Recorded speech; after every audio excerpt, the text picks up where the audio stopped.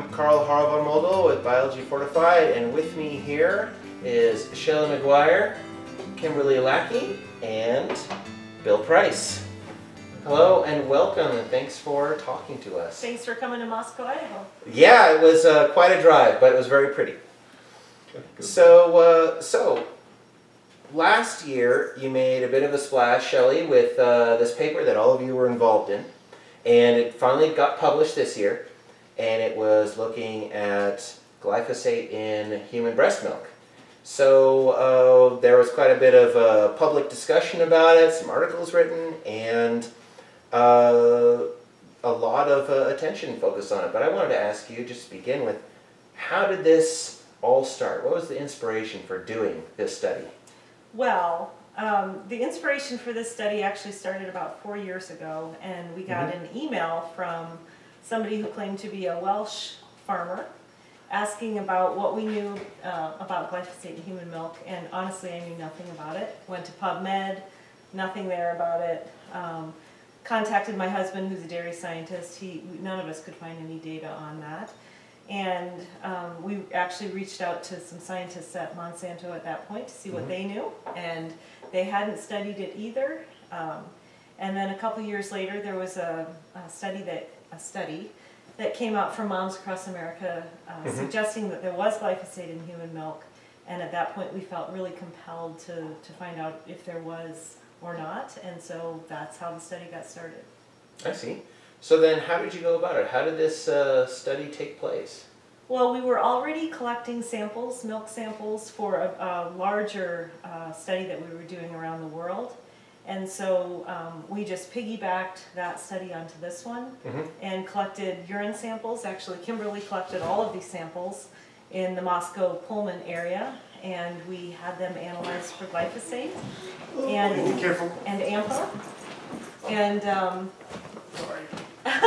and sorry, it's in our home. Yeah, that's cool. And we had them analyzed, and it turned out that there was no glyphosate or AMPA in any of the milk samples. A simple study. AMPA is one of the metabolites that glyphosate breaks down into. Yep, we did detect glyphosate and AMPA in some of the urine samples, but not in the milk samples. So very simple study, actually. Okay, so Kimberly, you did a lot of the work behind the study then, right? At least for the sample collections. I see. So can you tell us something about that, about your role in the study? Yeah, so we had to recruit women from around here. So the goal was to recruit 40 women living in Moscow and Pullman. And so we kind of searched around towns for moms who were breastfeeding, and then asked them if they would come in and be a part of our larger Inspire study. And then when they came in for the Inspire study, we told them a little bit, or I told them a little bit about the Moms Across America study and how it was published basically as a blog post, but how we were trying to either confirm or disprove what they had found. And so with that, we collected the milk samples, and then I also asked if they would give us a urine sample, and they all obliged. So. Okay. So then, Bill, how did you get involved in this study? Well, I'd heard about the mom study and talked about it online, and lo and behold, Shelley came in and talked to me about analyzing some of their data. I hadn't realized they were working on it. I was excited to do so because this is a chance to get my hands on some actual data and actually see what's going on. It was a little disappointing. She told me there were no detectable levels in milk. Not very much work for a statistician to do. Kind of puts it out of my I was going to say, what was there to do if they come up with a bunch of zeros? Like, well, there wasn't much we could do there, but of course I can look at the urine samples. There was detectable glyphosate there.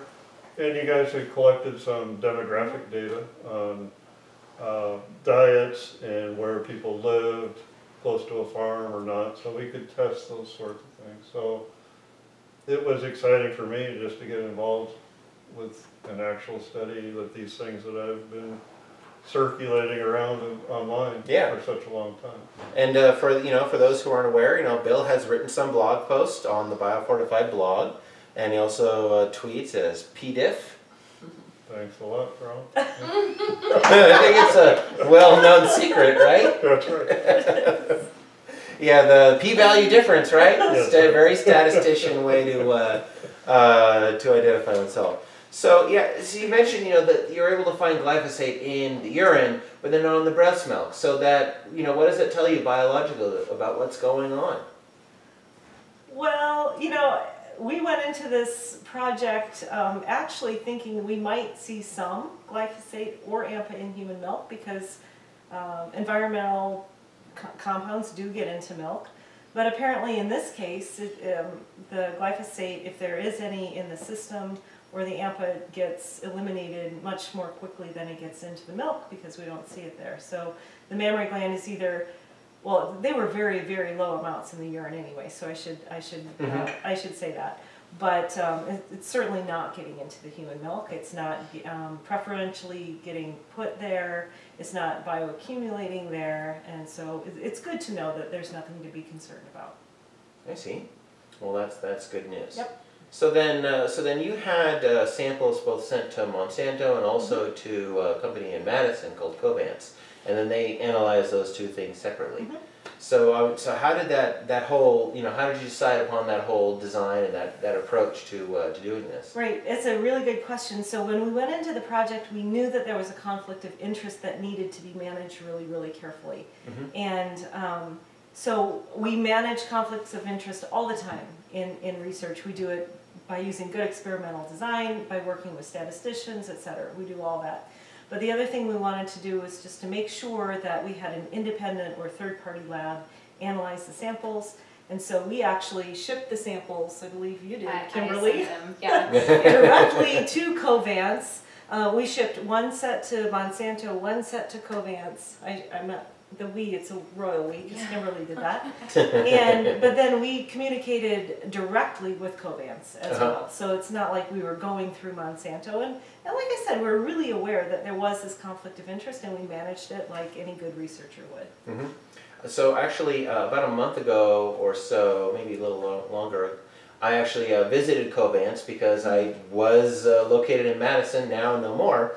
And I thought, well, might as well go and see, what this company is, because through working on the Genetic Engineering Risk Atlas project, I've read so many studies where they say, this was analyzed at Covance in Madison, Wisconsin. I go, that's right here where I am. And then this came up. That's yeah. why. Oh yeah. Actually, they've done a lot of stuff. It's agriculture is one very small part of their business, and so which I learned after actually visiting there and talking to them. And so I met their scientist who was working on the glyphosate project, and so she's a total data nerd about this. Like she did everything from, as you of course would know, she did putting the glyphosate in the milk and then seeing how, if you test it this many months later, is it still there? How much of it is detectable? Stability studies. And right, we reviewed all of that data. All these things to make sure that you can actually know that it's there and detect it once you put it in on purpose, and making sure that if you're able to detect it, you will. And so that was actually really cool to see them. And you mentioned conflicts of interest, and I wanted to add that I realized after visiting there, they actually make a lot of money detecting contaminants in things. They actually might have had a financial interest in detecting glyphosate, because then everybody would be hiring them to detect glyphosate, and it might be their biggest business boom. And then of course they started laughing because they're like, oh yeah, we just lost out on a business opportunity by doing this research, right? Well, so it's funny when you think about conflicts of interest, sometimes the interests aren't what you assume they are. Right, and something that I've never heard anybody even mention, but I think is worth mentioning, is that Monsanto took a big risk doing this study. Because I would have published, we would have published whatever data we found. And the fact that they participated in this study, they wanted to know, we wanted to know, and they knew that if there was glyphosate in milk and we detected it, we would have published it. So, I mean, I think it's just interesting that, we managed all of these conflicts of interest, and whatever data would have come out, we would have published it. Yeah. Absolutely. And it's to their interest also. Sure. To know if it's detectable. They needed to know. And they needed to develop a protocol, Yep. a verified protocol to determine that. Yeah. Yeah, from our work with them, I mean, I've never worked with anybody who's more professional. than the scientists at Monsanto, and they knew that there was a lot at stake here. And you know, in the end, we couldn't detect it. Covans couldn't detect it, and that's what we published. I see. So, so then when you gave your presentation at the scientific conference last year, you know, and then there was a press release from Washington State, and you know, glyphosate not showing up in breast milk. Now, Moms Across America group and some others have been touting their results based on a different kind of test called ELISA, and maybe we can talk a bit about that and what the difference is between what they did and what your study did. But there was quite a bit of pushback from them, like, no, how, you know, Monsanto, you must not have done it right because Monsanto.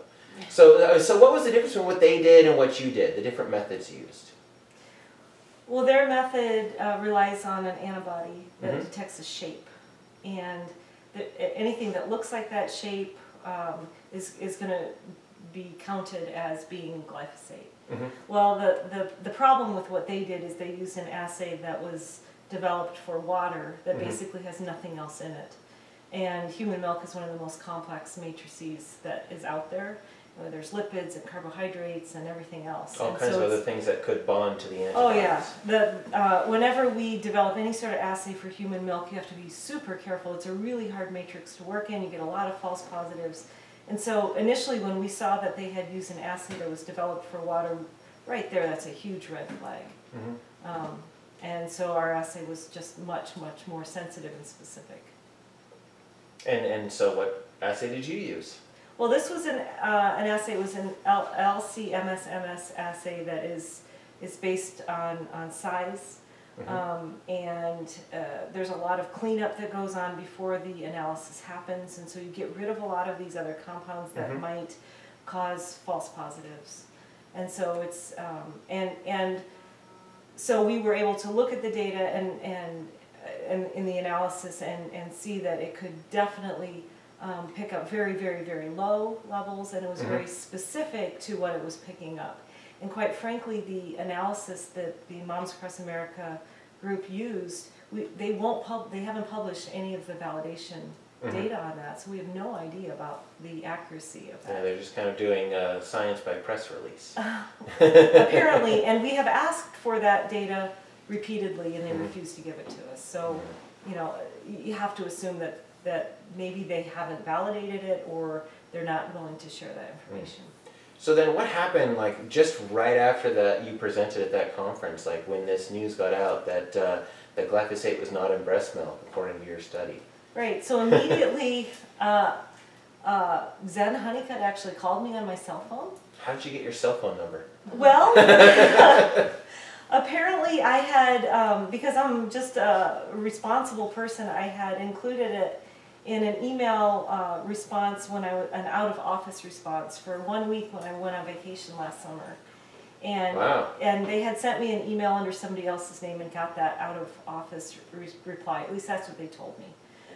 But I got a call from Zen Honeycutt, who's extremely unhappy and quite rude, to be frank, about our data. Didn't really have a reasonable conversation with her. And then that was followed up by many, many online postings, both by Moms Across America and Sustainable Pulse and other groups, saying that our data just couldn't be true. Yeah, and I remember back when this happened, you actually went on their Facebook page and you started answering questions, and then there were actually a bunch of people who were followers of Moms Across America who were going, oh, that's so cool that you're coming here to talk to us, and they had all these questions, you're answering them, right? And how did that go? Well, for 24 hours, I felt great about it, because I felt like we were having this conversation, and there were a lot of people asking really good questions, and questions we should ask as parents of kids. I mean, I get that. I have 3 kids of my own. And they were really good questions, and I responded and responded and responded, and then the next day I was blocked from the site, and all of my postings were deleted, and I was shocked. Yeah, but the internet immune system came to the rescue there, and I think Yeah. you got a lot of emails. There were people saved screenshots because a lot of people have had a little experience with Moms Across America, and when they create this bubble, this insular group, and people go in there and say something, you know, about science or something else they disagree with, you know, they ban and delete and all that. But everybody knowing this was like, they were screenshotting all these comments. I had no idea. I remember reading those things, and they were No actually idea. really great comments. You were going in like a teacher and like an academic, and just saying, well, here's what we did, here's what I know, and here's the information from this. And there were people who were grateful for it. I remember that. And then of course, that was bursting their bubble, so they couldn't have that. And you know, Right, top down, they get rid of that. I had you know? no idea. And Bill, who has been involved in this sort of world for a long time, I remember you texted me and said, "You've been blocked." And I was like, what? What do you mean blocked? You can block people on Facebook? Yeah. I had no idea. And then I realized what was going on. They were just silencing me. Yeah. I was shocked. And so you ended up wading in this whole group. You ended up wading into something that was a big political debate when it comes to agriculture and pesticides, almost without even realizing it. Really, That you were thinking. I mean, what were you thinking when you were starting the study, and then you did it, and then after this happened, how has your perspective changed on this? Well, I realize now the misinformation that's getting put out there by people with, I think, good intentions, but they really don't know what they're talking about. And unfortunately, a lot of people believe them. And I just had no idea. I mean, I teach college courses in nutrition. I write college textbooks. I have this naive perspective that if you give people good information and you're a credible person, that they'll believe you. And that that was my perspective. And now I realize that a lot of people are putting information out there that is just wrong. Mm-hmm. And it's like the meme says, "You can believe me, I'm a picture on the internet." I know. I think a lot of times as academicians, we're just we sort of don't live in the real world, unfortunately. And it takes a lot of training to get out of the mindset of just repeating everything you hear and going, well, what's the evidence behind this? You know, how do I determine what's true? And then filter out the things that aren't true and go, this is what is the most true. And then you study that even more, because even then you're not entirely sure. But then there are a lot of people who just go, well, I heard this somewhere, so I'm going to retweet it. You know, there's a lot of people, but my experience, and I think this is what's kept me really interested in this, in that 24 hours when I was being allowed to comment on the Moms Across America Facebook page, I could tell that people were understanding and they wanted to know the truth. Yeah. And I think that's the majority of people. It's just that they're being lied to too often, unfortunately. But most people are smart, and when they do hear the truth from a credible source, I do think that they will believe it. Yeah. What I think is fascinating about this is that, so they're using ELISA, they're using a test that can give you a lot of false positives in this kind of case. You're using another system that detects based on size, and it's a lot more accurate, and yet this should be, it seems like a scientific discussion about, well, what is the better method? We'll go with what's the better method, but then one method fits a political view and agenda that one group has, where the members maybe don't necessarily follow that. They just want what's best for themselves and their families, but then they keep getting told this method, the ELISA, that's the one, you know, and this other thing, well, Monsanto, they'll just say that. And then it becomes so hard to actually have a scientific discussion. It ends up being a very different one, a very political one. It does, unfortunately. And I think in this situation, you know, most people that were following the Moms Across America study, they weren't wondering what was the assay. They weren't wondering how are the samples collected. They weren't wondering any of those things that scientists wonder and we ask about. They were just believing this group. And I think that people need to really think about these things and really, really look at credibility of who's putting this information out and asking, is it peer-reviewed? And I can't say that enough. If it's not peer-reviewed, you can ignore it for the time being. And that's what people don't quite understand. Just because it's on the internet, it's not peer-reviewed. Our study is peer-reviewed. Oh, what? No. Oh, you just burst in. I know. We'll have to peer review this interview just to make sure we're safe. So Kimberly, you're a graduate student, and you got into this study along with all the other research you're doing. How has this affected you? How has your perspective changed on science and society? What do you want to add to this? Well, so I think my perspective has changed in two ways. So one, people can be really mean on the internet when they don't understand things.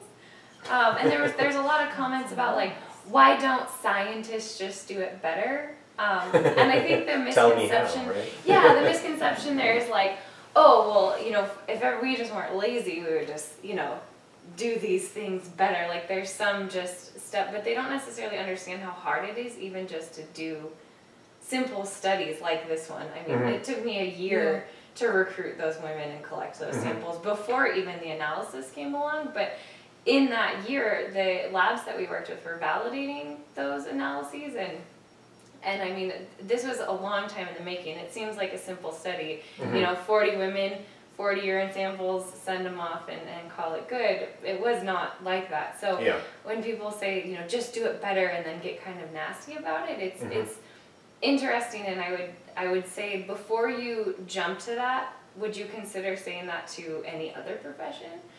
And if the answer is no, maybe also you should back off a little bit. Someone do, like, they go to their mechanic and they just change the oil. Do it better. Exactly. And or how? Show your me. banker, right? Like, you didn't count my money fast enough. I think you should do it better. Like, you know, people kind of go easier on other scientists, and so it's been other professions, and not necessarily on scientists. So that's been very interesting. Some of that seems to be sometimes like moving the goalposts, where they go, yeah, okay, you got some data, but if you just had it more, some unspecified amount, then I'll trust you. You have 41 samples, but if you just had 42 or 50, you know, then we'd be in business. Right. You know? But in fact, that happened in this case. Unbeknownst to us, other people were working on the same problem. Yeah. Right. Using similar methods. German, with a BFR, did the same And a group at type of, they developed their own protocol independently, you know, Monsanto, and found exactly the same results with many more women. And from what I understand, Abbott Labs has developed their own protocol. So there are other people out there looking at this problem, finding the same answers. So we like to repeat. Yeah. I mean, that's part of science. Right? Multiple independent confirmations of the same result. That's how science works. And that's the best, that's the most robust protection you have against this idea of conflict of interest, in my opinion. Yeah. So Kimberly, you mentioned that there was a second thing that also changed. Yeah, I think this has been the most interesting lesson in what is critical thinking, because this thing called critical thinking is thrown out all the way through your schooling from the time that you start kindergarten, or at least I felt like it was. And they tell you, we're teaching you critical thinking skills. Like, you have to write this essay because we're teaching you how to critically think. And that meant nothing to me, I think, until I saw how many people don't necessarily critically think about things, and they just, like we were already talking about, just accept that it's on the internet and it had a nice picture, so it must be true. So I think this has been a really interesting learning experience as a graduate student, in learning like, oh, that's what they mean when they're teaching you about critical thinking, to actually think through, what is somebody telling me? Does that even make sense on even a superficial level? And is this something that I should accept as potentially being the truth, or reject based on, you know, the silliness behind it, if you just dig into it even just below the surface? So, so maybe you might have wanted to have a few pretty pictures with memes to go along with the study. I mean, is there anything different you might have done in retrospect for something that's that could be kind of politically charged like this? Maybe as advice to other scientists when it comes to communicating your study, when it has this kind of potential impact on a debate. What might you have done differently? Well, that's, you know, What else are you going to do? I've had several people ask me if we, you know, was it a mistake to have Washington State University put out that press release when we were just presenting an abstract? Because that's what drew all of this attention. And no, it wasn't peer-reviewed, but putting out a press release at an abstract stage is quite common. It's not like that was an unusual thing to do. And no, I wouldn't do it differently, because it really opened all of our eyes to what was going on and the miscommunication that was going on. And in fact, I think scientists need to do that more. And then not only do we need to do that, but we need to then explain what's going on to the public. And unfortunately, being on social media and doing all that stuff takes a heck of a lot of time. And you don't get tenure for that, and you certainly don't get promoted for that. And in fact, it's frowned upon. And I wish that there was something we could do about that, so that good scientists doing this research could actually get out there and communicate directly to the public, because I think that's what it's going to take. And the ironic thing about that is that science has shown that scientists who are active on social media are cited more than scientists who are not. Maybe that's just a correlation, and those who are successful go on social media and go, yay, I'm successful. Or it could be that because you're out there and you're telling people about your stuff, and it's another way you're communicating that you're doing things. So maybe, if you were to do this again, would you have gone forward with a social media campaign along with this? I don't know about you guys, but I've learned so much from this, and I will not shy away from social media. I think we're missing the boat if we do that as scientists. It's not going to go away. And that's how people are getting their information. And it's not going to go away, and I think that's a really good tool to reach people, especially the middle, where you can change people's minds, where you actually can impact them, right? Because you're not going to change the people who really think this side, and you're not going to change the people that really think this side, but there's always those people in the middle, and I think social media is a really good tool to reach those people, where you can actually give them good information and actually influence how their opinions on a given subject. The movable middle. The movable middle. And in debates about agriculture, food, genetically engineered crops, this is tangentially related to it, the vast majority of people are in the undecided middle. There's a vocal minority on either side who ironically share so much more in common with each other because they care about the same issues. But the vast majority of people are the people who are undecided. They don't really have a reason to care specifically about this topic, and so reaching out to them is great. And they're smart. Yeah. Right? I mean, these are smart people, and they just want to know the truth. Yeah, people understand if you take the time to explain it to them, but if nobody tells you good information, how are you going to get good information? Yeah. You just do it on your own blog, so you can't get banned. Well, that's the thing. How do you do that without all the negative feedback? And that's not critical feedback, it's the negative feedback. It's nasty. Yeah. I mean, Twitter is like a giant unmoderated chat room. It's just a big, big ball of drama, That's just one example. Facebook can be like that too. People have wars on social media, and so it can be hard to cut through all of that. But and it's nobody still goes to finishing school on how to behave themselves on Twitter. Oh, There is no such thing. when I graduated high school, I was done with the way people acted in high school, but guess what? The world is still that way. I had no idea. So,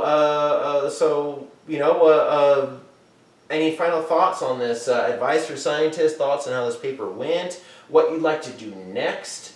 Sort of an open forum. I got a question for Shelley. Uh-oh. Yeah. If you publish on another controversial area like this, would you go to the same extent in terms of declaring the conflicts of interest or not? Was that worth it? Declaring the conflicts of interest? Yeah, to the extent that we did, which was it was pretty ridiculous. much above and beyond what We most breathe people the do. same air that Monsanto employees breathe. Yeah. We drove on roads paid for by taxes that Monsanto paid. Well, we have to. We have to be transparent about conflicts of interest. I don't have any problem with that at all. I mean, I think it's getting to the point where we're declaring ridiculous things and almost making it look as if we haven't managed the conflict of interest. I think that's the risk we run, because I think there's this misperception that because there's a conflict of interest, you've necessarily done something wrong. And therefore, when you divulge conflicts of interest, people think you've done something wrong. And so that's the risk we run in even divulging them. But I think we have to in this day and age. And then we have to be very careful about describing how we managed all of those conflicts of interest. I don't think we have a choice right now. We have to be very transparent, and of course we have nothing to hide. So how do you feel? You were in the same conflict of interest statement. Yeah, not in as much detail because my job doesn't entail that kind of contact with outside the university people. I've always been kind of mixed about it. As a scientist, conflict of interest is at the very bottom of my list of qualifying factors in a study. I do understand that there's a perception for the public that maybe rates that higher. I would like to see some education to point out why that shouldn't be, I guess. I do believe in declaring it, that's fine. I really don't have an issue there. I wonder It's though just if this there's, focus. yeah, The whole SciComm world seems to be focused on conflict of interest. We got hit from SciComm later on by a prominent journalist, SciComm journalist, for actually having such an extensive conflict of interest. Yeah. I thought that was unfair, and in fact I wrote about that. To me it's just gone completely the other way yeah. of overdoing it. You know, in the old days, we would declare our conflicts of interest, and the people reading the paper were other scientists, and they would get it. Yeah. And now I think people That's are so true. focused on it, and people are reading these papers that don't understand the experimental design, they don't understand the statistics, they don't understand all the things we did to But manage them. they can But they understand can whose read the side you're yeah. on based on that, and that's how some are interpreting it. It's a side thing. Right.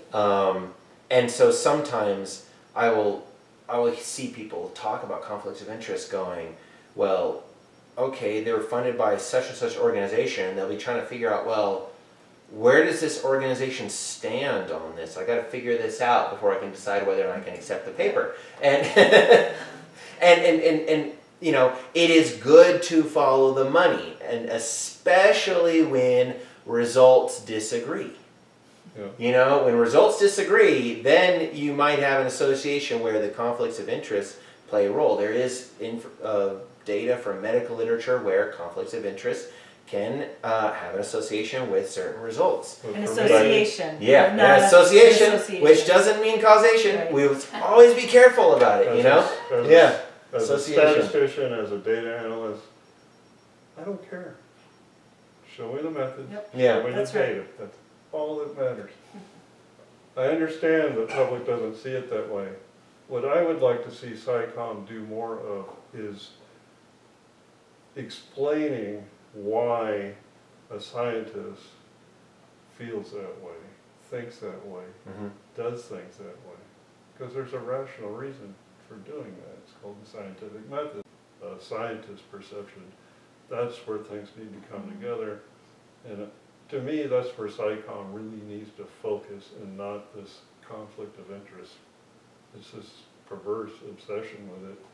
They need to back off and understand both sides and figure out how to bring them together. Right, and what I would have liked to have seen in that article that you're talking about is a big discussion about how we manage those conflicts of interest. Yeah. Instead, it was just a focus on the fact that there was a conflict of interest. It was irrelevant in our situation, completely irrelevant, because we used a third-party lab, we used good experimental design, we had an awesome assay that was developed. None of that was brought out. Yeah. And the only thing that So changed that journalist's mind was, in fact, more data and more evidence from these other studies. Which was good, but it should have been the hook. It should have been the hook, you know, like Right. yeah, it confirmed first, and then, oh yeah, let's talk about conflict of interest. But yeah, but that's a beating a dead horse a little bit, but, you know, it's still good But to... it's my horse, and I'm gonna... yeah. Well, we get it, but the Yeah. public doesn't, unfortunately. Yeah, but no, it's a good thing to talk about. So, I think this is pretty good. Any final thoughts before we say goodbye to everybody? Anything anybody would like to add? No, I'm fine. I'll shut up now. Well, I will say that I mean, we've done loads of studies. I've never done anything in this topic, and I'm so glad I did this because it's opened my eyes to so many issues that I should have known about before. And I teach nutrition, I teach about all of this stuff, and now I feel I can do it a million times better. So, I stepped into it a little naively, but I'm really glad I did. Does it make you want to do more things that are going to touch on the controversial side? Yeah. All right, well, there you go. How about you, Kimberly? Anything? I think just maybe that it may be rough while you're trying to dig through the process of publishing the controversial stuff and getting the stuff out there and fighting through the like public lashback that you may get, but at the end of the day, the science stands. So, you know, at the end of the day, good science is good science, and, you know, the truth will out. So, yeah. Naive. Kidding. No, that's great. So thank you, everybody. Thank you, Kimberly and Shelley and Bill, for joining us. And I hope everybody enjoyed this and learned something. I hope we'll have some great discussions about how to manage conflicts of interest and how to talk about results and good stuff for good advice for scientists who are trying to wade into controversial areas.